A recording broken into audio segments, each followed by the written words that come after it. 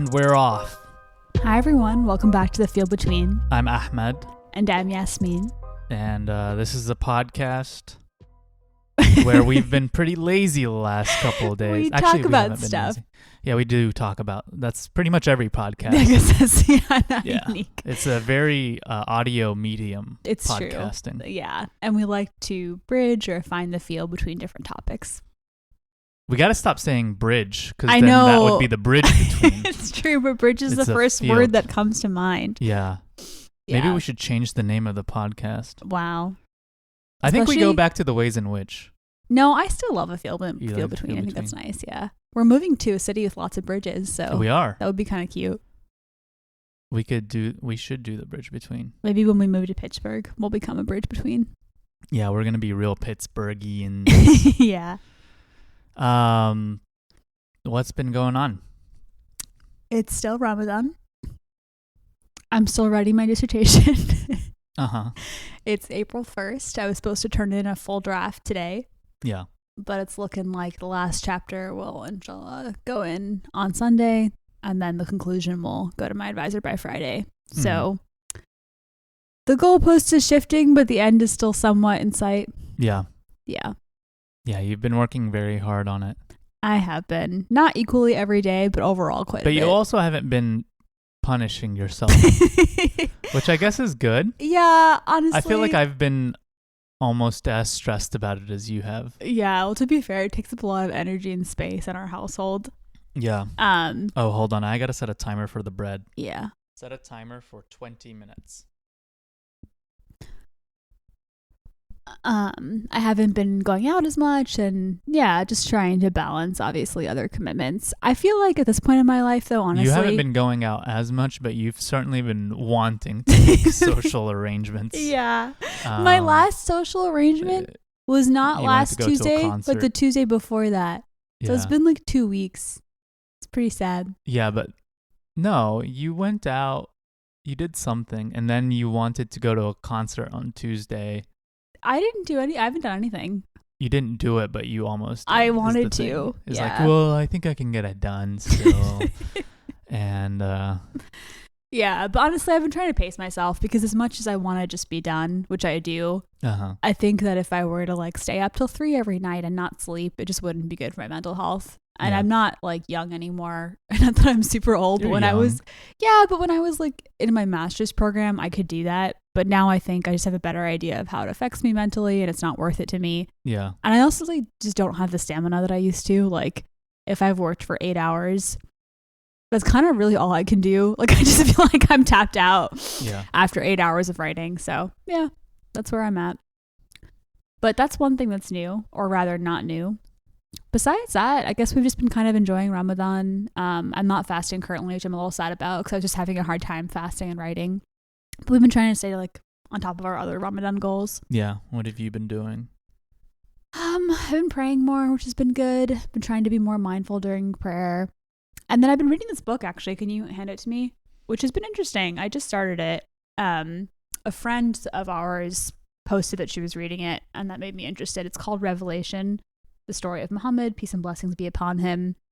It's basically like a seerah or biography of the prophet, but kind of in a textbook format.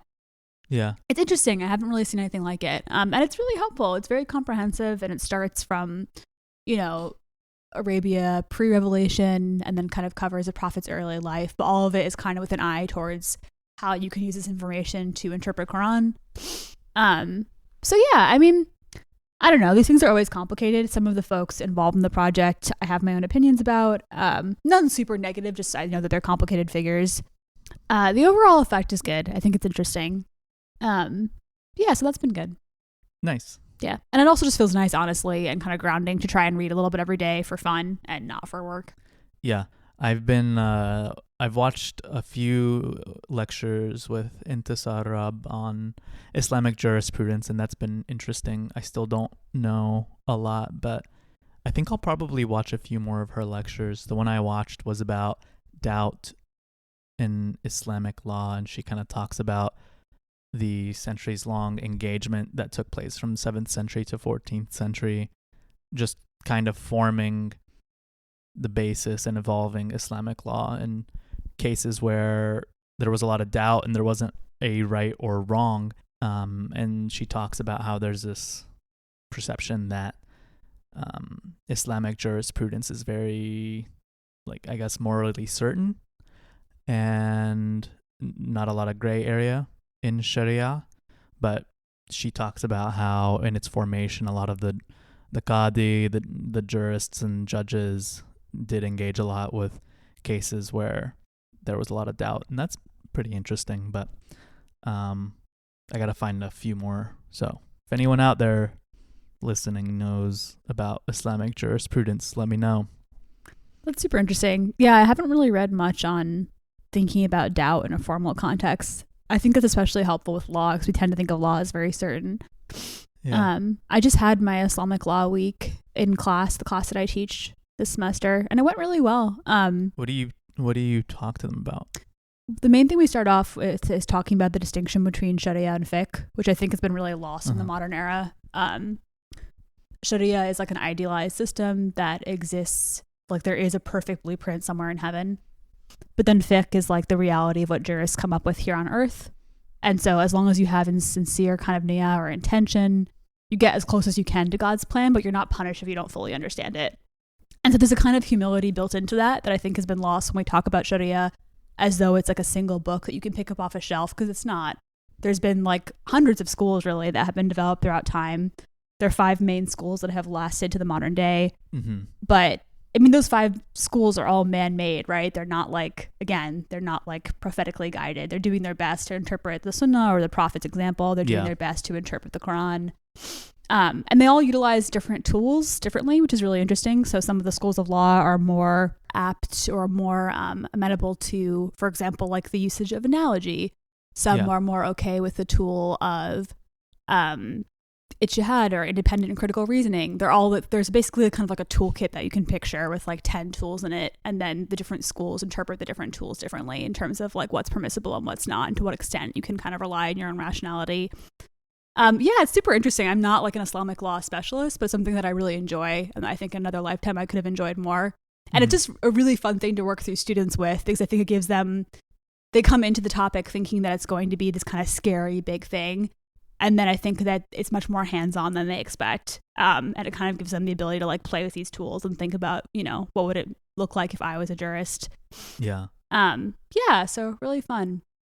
The other thing I like about this kind of week that I teach is I think it upends a lot of students' ideas of like what is progressive and what is conservative.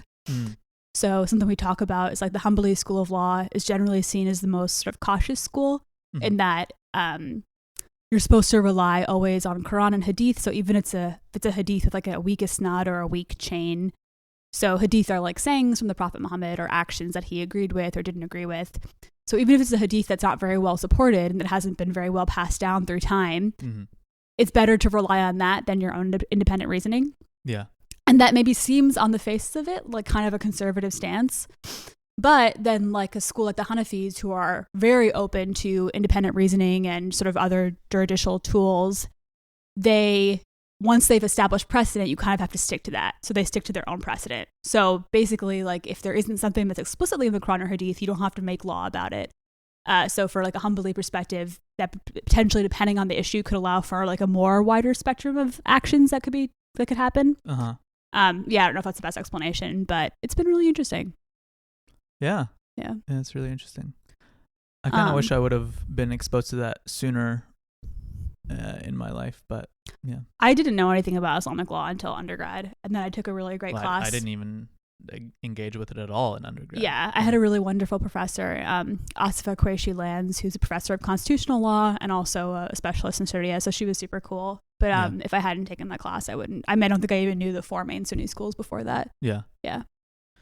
Do you think at some point we should just have people write in with their questions and we'll do fatwas? And we'll each just adopt the framework of a different school? That could honestly be really fun. I would be totally down for that. Yeah. I'm going to adopt the Sheikh Zad school. What's that?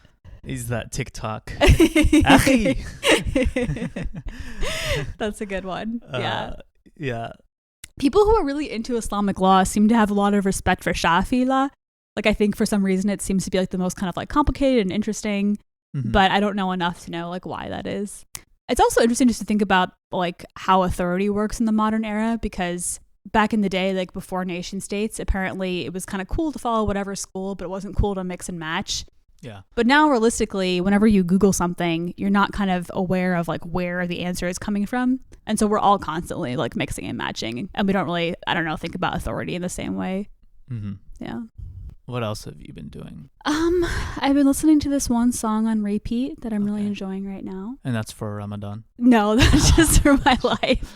You're not doing like your own self-guided dhikr? No, but there is one adhan that's been really viral. Actually, can we insert it later? A what? Oh, the Hawaiian one? That's like really beautiful. We could talk about that now. A lot of people have been... I've been listening to that on repeat a lot actually, because I find it very soothing. Okay. So there's this adhan, and I've read about it in different... I'll put it in maybe a little bit. Perfect. I'll insert it. Allahu Akbar, Allahu Akbar, Ashhadu an la ilaha illallah, Ashhadu an la ilaha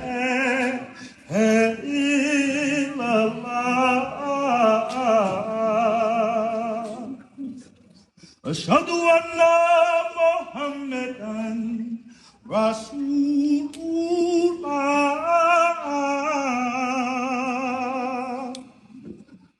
Ashhadu anna Muhammadan Rasulullah.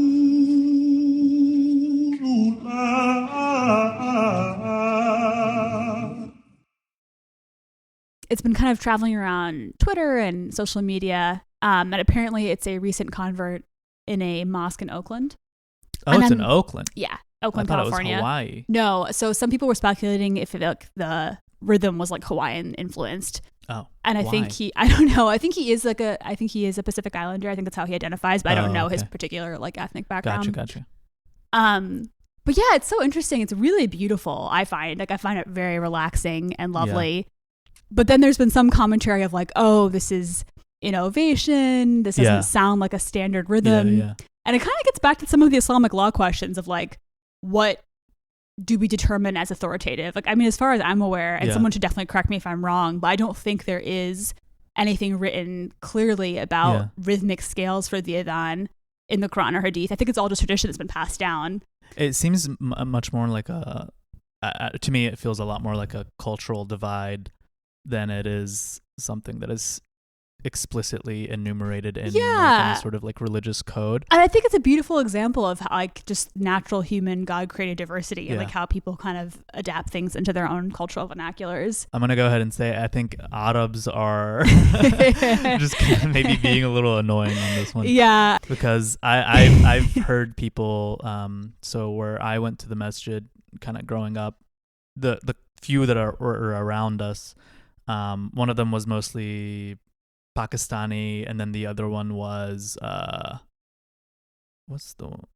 think it's like a mix of like Sudanese and this is in Greensboro. Yeah, I can't remember the other like major contingent in that one, but you'd hear like some Arabs be like, no, I don't like going because like they don't sound good or whatever, and you're just like, okay, well, what is that code for? What are they supposed to do? They're like praying, like that's just how they speak. Right. I know that also like last year, I think there was like a viral TikTok with I think it was an Arab guy imitating how like they see moms sound. That sounds vaguely familiar. I don't really remember that one all that much. The thing that's interesting is like it's always in flux, but always articulated through the lens of authority, what we consider to be standard. Yeah. Like there's a particular type of Quranic recitation that's very popular globally, which I think we're actually now seeing a kind of like almost hipster backlash to.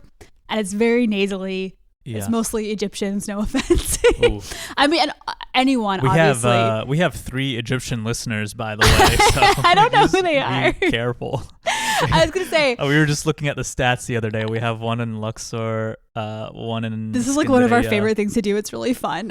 We have maybe a total of like 200 unique listens, but we still like look at every single one. So if you're out there, we appreciate you. We're watching it go up one by one. Yeah, but yeah, no offense to the 3 Egyptians listening, but it just like there's nothing that inherently says that we have to recite that way. And I mean, I can't recite for crap, so I'm not even in a position. I'm just saying that like I've really appreciated hearing more of a diversity of styles. Yeah. I found some Sudanese reciters who like I just love the way they sound. Yeah. It's so melodious. It's so beautiful.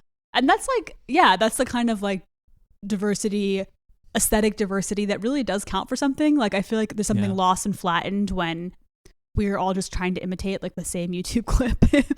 Yeah, it almost I guess the logical extension of that, it just seems like there would be like one perfect way to pray and we should all be achieving that, which seems very exclusionary and sort of like against Islam sort of growing. And even in classical like fiqh, like even with the 4 main Sunni schools, there are slight variations that are totally fine with like how you hold your hands and that kind of thing. So even when it comes to something as fundamental as prayer, there's some variation.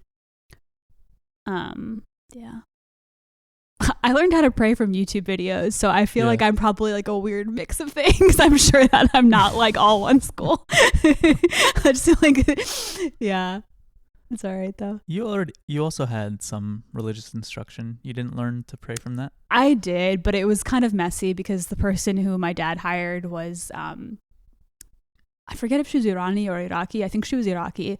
But so like I learned how to pray initially like in the Shia way. Yeah. And then when I was in college, I went back and taught myself the Sunni version of the prayers because that's kind of what I wanted to know. Mm-hmm. And I don't actually remember like the Shia prayers anymore. They're not that different, but the end is a little bit different and like the Shahada is a little bit different and stuff like that. Yeah. But what do you? I mean, I don't know. A lot of people were saying that it's like I guess it's a Western scale, right? Wasn't that the take? And that because it's a Western scale rather than some sort of Arab scale musically, that it sounds off to some people's ears. I really want to learn more. I don't actually want to learn that much more, but like enough, a little bit more about how scales work. I'm kind of curious to understand that because, sometimes I can show you on the old piano. Yeah, I know you would be great with that because you do a lot of music stuff. Sometimes I listen to something and I'm like, oh, I wonder like what about this rhythm I'm drawn to. And I don't have like language to isolate it. Yeah. And I'm teaching actually next spring an Islam and hip hop course, which I'm so excited for. It's going to be so cool to like research and read for that. You want to give us a little Muslim freestyle? No. I actually, but I was going to say, I definitely need to like understand a little bit more about music first, I think. Let me see if I can find it. I actually used ChatGPT to generate a rap in the style of Drake. Oh my God. About converting to Islam. So I could read that if you want. Definitely. Grace us. Let me find it. Got too many pictures on my dang phone. It was when Raheem was over here and we were just playing around with ChatGPT before anyone really knew about it. Yeah, you were ahead of the curve. Yeah. We're also hosting an iftar tonight, which we're excited about. Yeah, we're making a lot of food. I've been practicing baguettes. Yeah. And yesterday was my first batch. I've got another batch of 6 going in today, so hopefully they're okay and they're really they good. Don't get fucked up. Yeah, this man has been cooking since yesterday, mashallah. Okay. Oh, here we go. All right, it's only got the first couple verses. All right, so just imagine Drake saying this. Maybe I'll put it back into Uberduck and generate it so that Drake. I'll do that. Okay. I'll read it just in case I don't do that. Mm-hmm. Anyway, I was once lost searching for truth, but then I found Islam. It was like finding proof. It answered all my questions and soothed my soul. Now I pray to Allah, try to stay whole. I converted to Islam. It's my guiding light. I follow the Quran and pray every night. I found peace and purpose. It's a brand new start. I'm grateful to Allah with all my heart. I used to be confused, living life astray, but now I'm on the right path and I can say that Islam has changed me. I'm a better man. I pray to Allah and do all that I can. So the prompt for this was Drake converts to Islam. Write a song about Drake converting to Islam. Honestly, that's pretty good. Yeah, Drake has some real basic rhymes, so that sounds kind of Drake. Yeah. Oh, bread gotta time. pull some bread out of the oven. Hold on.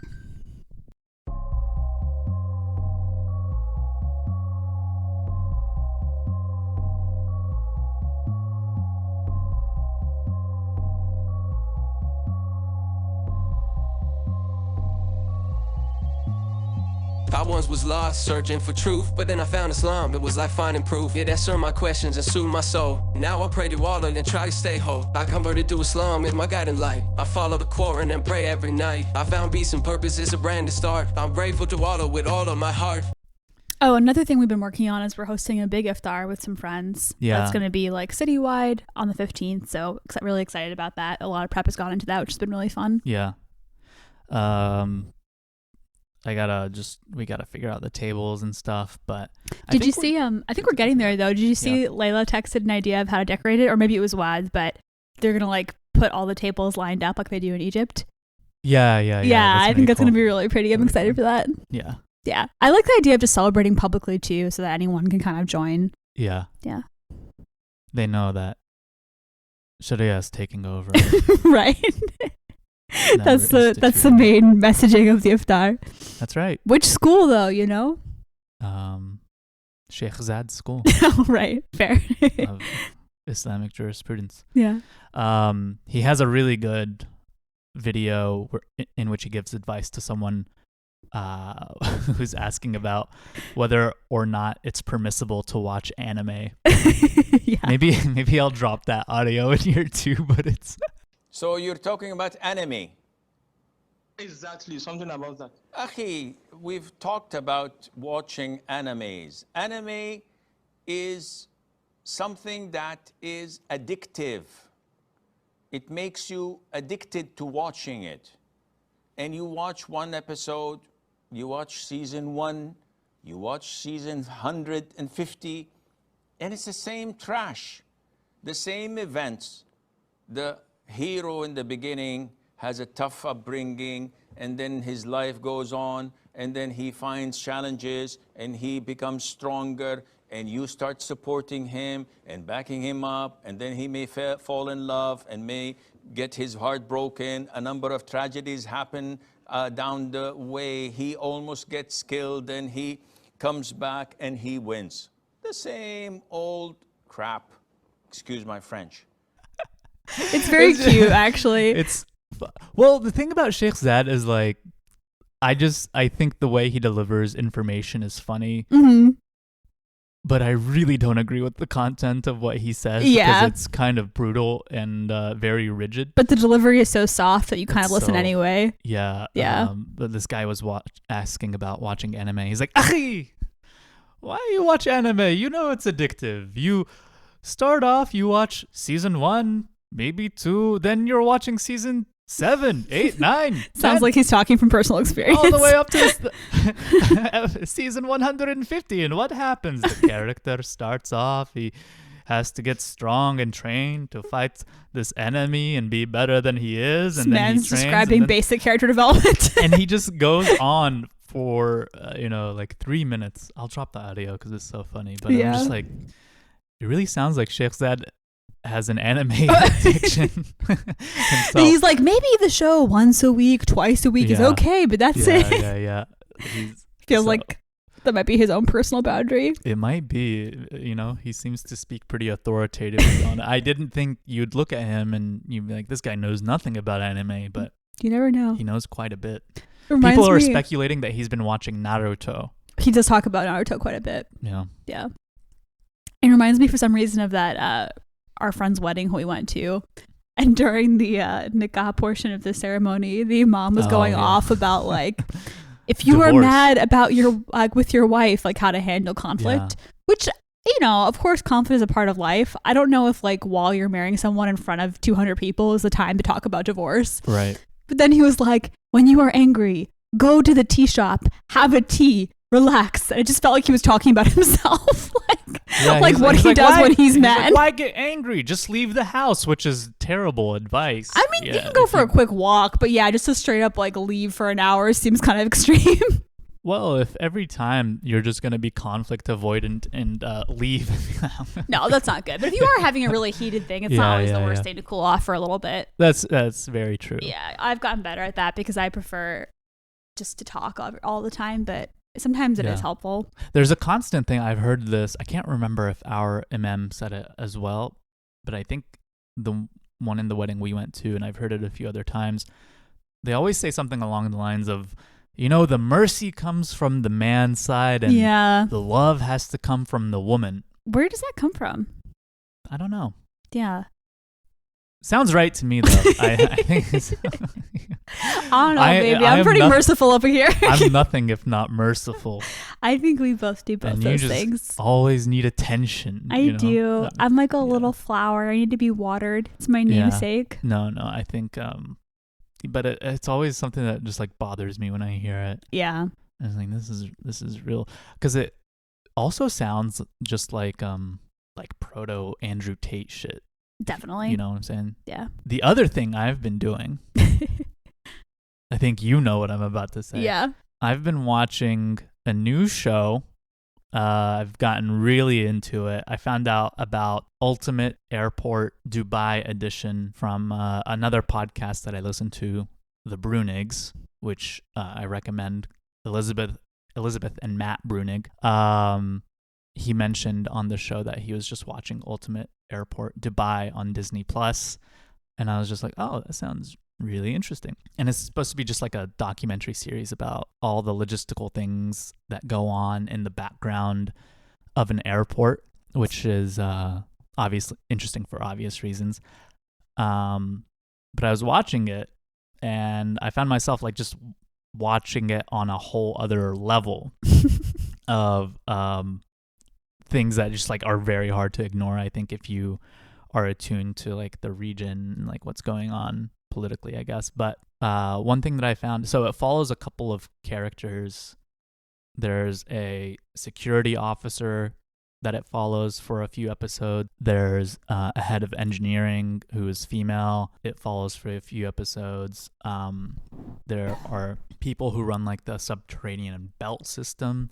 There's like another engineering like VP. He's not like the CEO. He's under the woman. Follows him for a few episodes. But one thing that I noticed is just that they unintentionally, I don't think, this clearly wasn't the intention. Like the intention was obviously to be like a marketing ploy back in 2013 for the Dubai International Airport. It's the largest in the world, right? I think it is now. Mm. The new concourse that they built is like the second largest building in the world. God.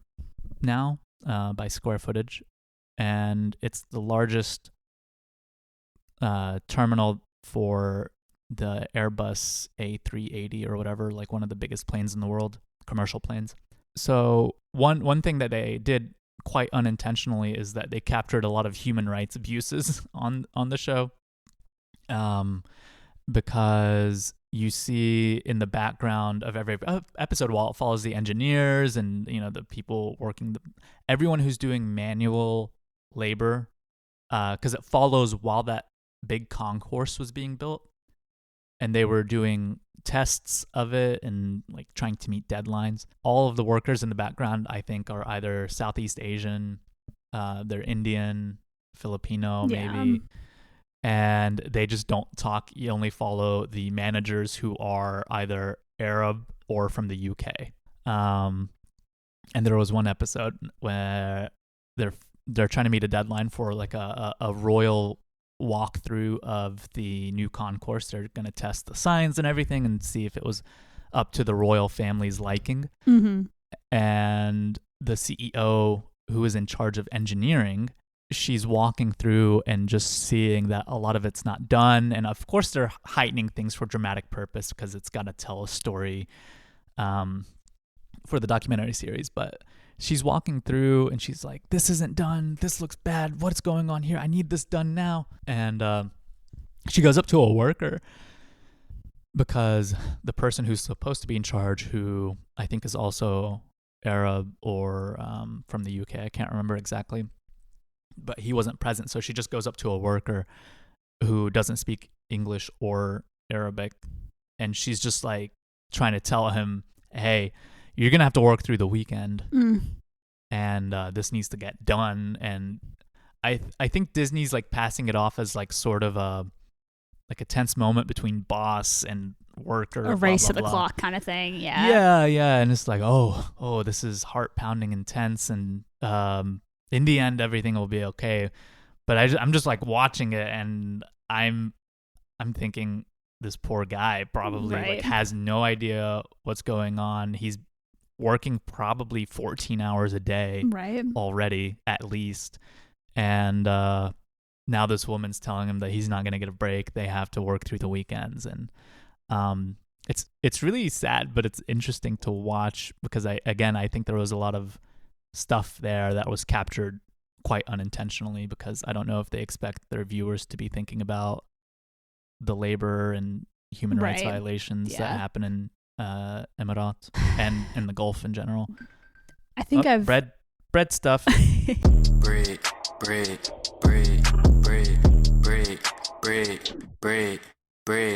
All I want is bread. All I got is bread. Going through my head when I go to bed. Bread.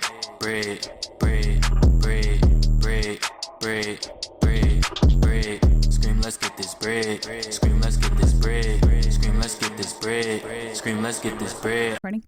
Yeah. I've only spent 12 hours in Dubai. Maybe 8 years ago, my dad and I were on our way to Pakistan, and we had a layover, and that was enough. It's just like Disney meets, I don't know, human rights violations. It's just like a place in the desert that didn't meant to exist, wasn't supposed to be there. Yeah. And the labor stuff is really striking. I mean, obviously we have similar issues in the US in terms of like race and class, but it is still striking. It was interesting because from the time we left our house in Brooklyn to the time that we got to Pakistan, including when we were in Dubai, every single cab driver that we had was Desi. So like the person who drove us to the airport, JFK in Brooklyn, all the cab drivers in Dubai. Yeah. And then obviously when we got to Pakistan. So it's just interesting to see those kind of global migration patterns. Yeah. But yeah, it's hard not to feel a slight sense of disdain, to be honest, like walking around that place and just, this is going to sound bad. People are not their governments. And so I don't think like all individual people there are bad by any means. Yeah. But there are all of these wealthy Arabs walking around with like shopping bags, and like everyone who's working is either Desi or like Filipino pretty much. And it's just a weird, awkward contrast.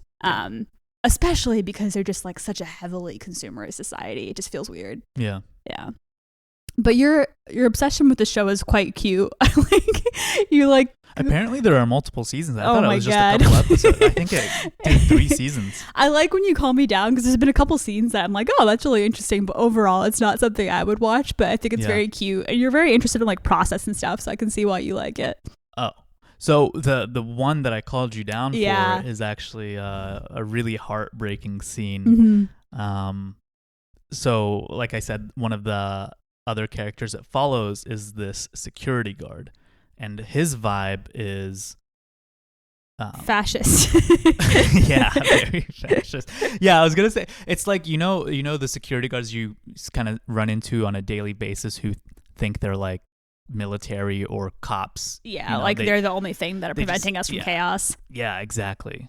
But they're security guards. Right. That's kind of this guy, except I think he has a little bit more power. So he wears kind of almost like a pseudo-military-ish uniform. He stands with his hands at his back, kind of looks like he's constantly kind of at attention. He has a unibrow, very strong unibrow. But because Emirat is kind of like more Islamically authoritarian, anything that is possibly a threat to Islam, as defined by them, is contraband. So there's this episode where this Tanzanian immigrant comes, and he's just really got one bag He doesn't have much, and they find that that's suspicious because he only has the one bag. They search him. He's got dried up octopus wrapped in newspaper. He's got some ointments and other things that they find to be a weird assortment of things to be traveling with. And so immediately this guy, the security guard, flags him as being there to do black magic. And he's like, no, this is not good. We have to stop him there. And so he's constantly questioning him. And you can tell that the security guard is questioning him in a way that he feels like he's playing a cat and mouse game. Like he's doing like, oh, I'm just curious and tell me about this, tell me about that. But he's trying to draw something out of him. He's, interrogating in a, like a smart, sophisticated way. But really, you'd have to be stupid to not know what he's trying to do and that he's got some suspicion. And the reason I called you down is because, in reading your dissertation chapters, right, like there's the mention of a lot of the talismans. Yeah. Or do you want to talk about that a little bit? Yeah, there's like a long tradition in a lot of places, but particularly in West Africa, which I guess is not Tanzania, but must be elsewhere in Africa too, of writing down Quranic verses and then doing certain things with the paper ritually in order to either help with healing or to kind of like as a protective measure. Right. And so there sometimes are like, they're called amulets or grigris, which you'll kind of wear close to the body that have particular verses written on them. Yeah. And then there's a practice also of dissolving paper in water and drinking the water. Right. I think we kind of referenced a little bit with your mom having a kind of modern take on that. Yeah, a little bit. With playing the Quran over water. Yeah. But yeah, I mean, these looked like really standard talismans. Yeah. They were kind of beautiful. They were cool. There's like illustrations of the body and all these So this different, guy, he was searching a a notebook that this man had brought with him, Right. and it had all this scripture that looks like it probably took him years, if not a lifetime, to kind of compile and write because it was very intricately done, and probably has significance in terms of where he came from, his family lineage. He's probably not making this stuff up on his own. Like it also seemed really practical. I think he was saying that it was for like digestion, one of the spells. Yeah, so he had one to help with that. One I think was sleep or something like that. And so the security guard was questioning. He's like, "What is this?" And the guy, they can't really communicate very well. But he's like, "Oh, Quran." And the security guard immediately is just like, "No, this is not Quran. This is bad." And so he's like, "No, here we have Quran. This is not Quran. This is very bad. Right. This is black magic." And it was funny just because there's this one Muslim stopping and telling this other Muslim, that they were having like a religious sort of argument in this airport. And then they deported the guy. They took his shit and took all of his stuff. So he says that they'll incinerate everything. So that's why I was so heartbroken, is because this guy is just like this poor man traveling with one fucking bag. Yeah. Clearly was exhausted and scared, and he was compliant the entire time, obviously, because if he causes any trouble for them, they can probably just take his passport and put him in jail forever. It's also so interesting, again, back to that question of authority of like who gets to determine what's properly Islamic. Yeah. That's something I was talking about with students in terms of like, not the UAE, but like Saudi is allegedly influenced by Hanbali law, which is supposed to be that school of law that is not doing a lot of your own like independent reasoning, not using a lot of analogy or qiyas. It's kind of like the constitutionalists in the Supreme Court. Yeah, right? Kind of. Yeah. Is that analogy? Yeah, I think that's a good one, right? Like what did the framers want? In this case, what did the companions and what did the Prophet teach us? It's like if Antonin Scalia was Muslim. Right. But this is the same place that somehow decided that women couldn't drive until 2018. Yeah. Which, side note, I can barely drive, so I feel like this particular woman doesn't want to drive. I'm sure when that ruling came down, you were like, no! Yeah. But obviously on paper, I think other women should be allowed to drive. And I was talking with students about like how much fucking analogy is required to be like where did that come from? Like there are not cars in the Quran. Obviously. Well, there are caravans and there are documented instances of like Aisha being on a camel. Like yeah. women were mobile. So it just like, but the camel's more like a Tesla, you know, it's like, it's like autopilot. no, but the point is like, even when on paper you say, hey, we use this system and we like adhere, it's like, oh, you have this veneer of conservatism because you have power, but it's not necessarily a more orthodox like position to say like, hey, women can't drive. Like that's completely innovative. You know what I mean? Yeah. But then to say to someone else like, well, you drew a man on a piece of paper and that seems really haram. Like it's just very arbitrary and interesting. Yeah, when it's convenient, they let kind of the effects of like globalization and liberalism, right? You know, if it's advantageous to them economically, obviously, then. And now like women can drive in Saudi, and like the people who fought for that reform are still in jail. Like, but I think we shouldn't allow people who have seemingly more conservative positions to claim orthodoxy. Like that's just not reasonable or fair, or even like intellectually consistent. Yeah. It's funny because I feel like the very little that I've know of and understood from that lecture by Intisar, but like people have this view of Sharia and like Islamic jurisprudence as just being so fixed, and that perception comes from the outside, but it also comes from the inside of the Islamic world as well. Yeah, like you have all these people who are just like, no, I have the only right answer, right, even though it's not internally consistent. Right. Yeah, agreed. Nothing is really internally consistent, but I feel like it's silly to pretend that it is. Yeah. But we do that here too, right? Like the Supreme Court is a totally political body. It's not like there's a right and wrong with with any of the decisions that they. Yeah, no, it's true. All right. This is another probably pretty short episode. Is there anything else you wanted to? No, this was fun though. It was just kind of nice to check in and reflect. Yeah. I'm really excited for next episode. Yeah. No matter what, I'm going to prep the object episode because I'm really excited about it. So stay tuned for that. Mm-hmm. I've also we've been cooking up something else. I know I keep hinting at it. It's coming. Inshallah. It's been a busy few weeks. Yeah. But I expect to have it. Hope everyone is well. I guess, me too. Hope you guys are all well. Yep. Bye. All right. Bye.